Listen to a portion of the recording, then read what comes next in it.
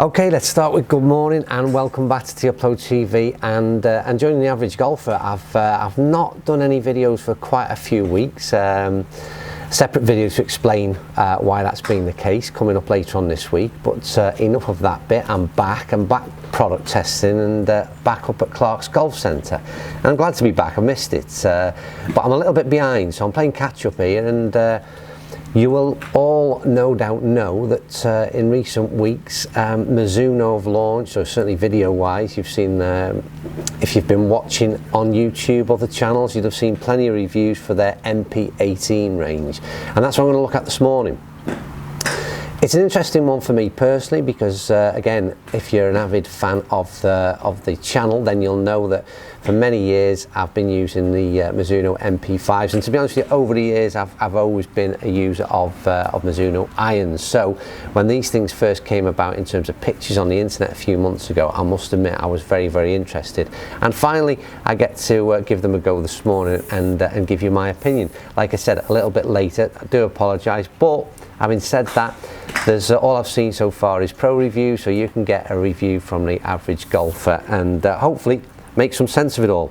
Right, I'm going to start. There are 3 irons within this range.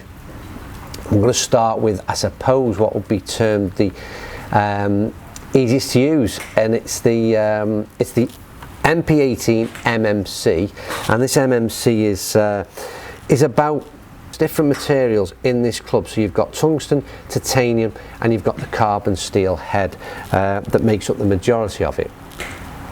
Very much, obviously, it's a forged iron from Mizuno.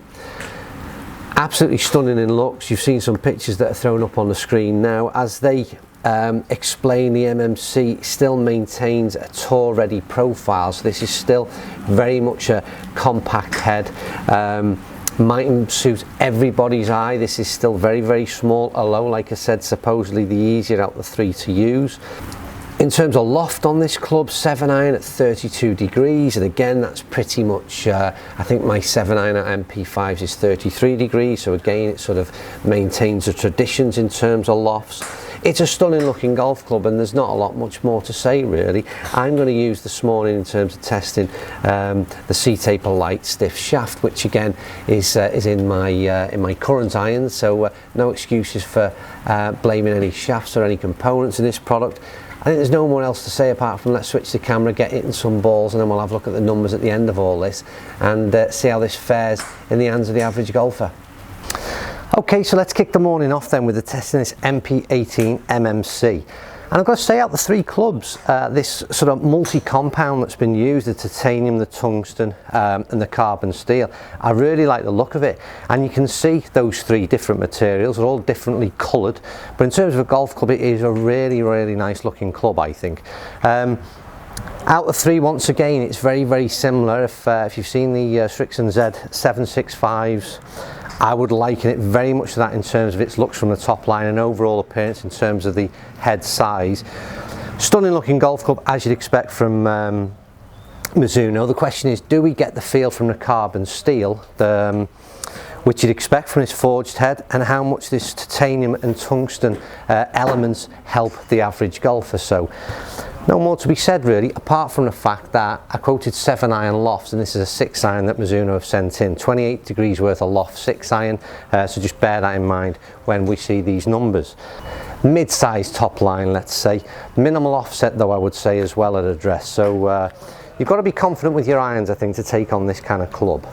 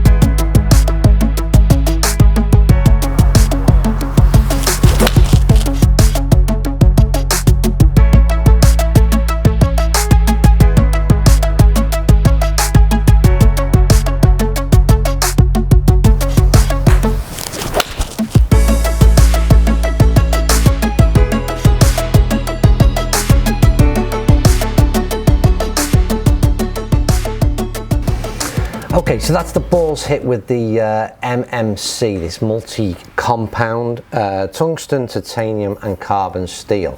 First thing I want to mention before we get into the numbers is that I think that you could tell that this wasn't a pure forged carbon steel club in terms of feel.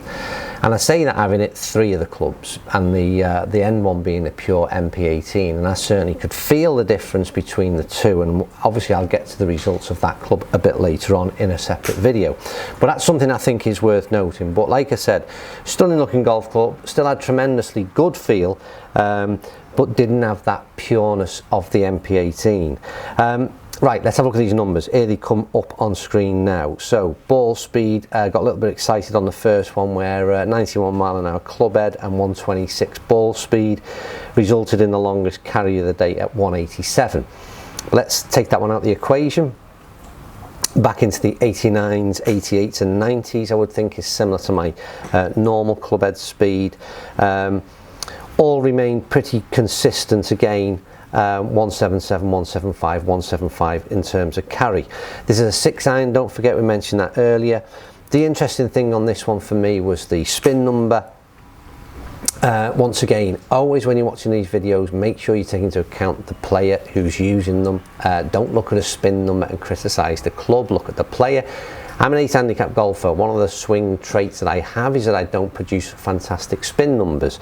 So with a 6 iron, produce an average of 5.1. That's an incredibly good number for me. So the spin on this club is exceptional, or at least it was in terms of my strike this morning.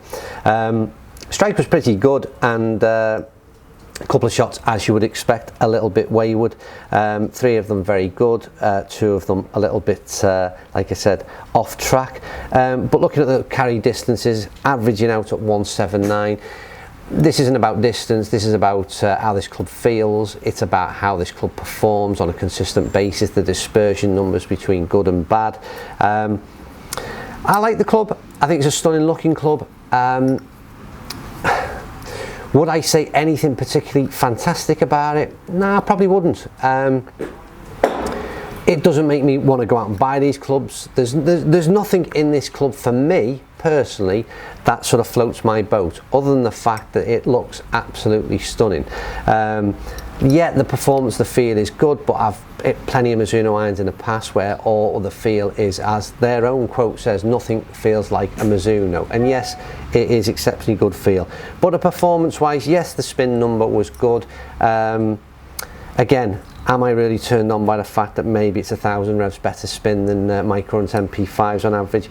Probably not. So for me, don't want to be too miserable here, because this is a stunning set of golf clubs. Positives are, looks good, performs well. Price tag of about 900 quid a set.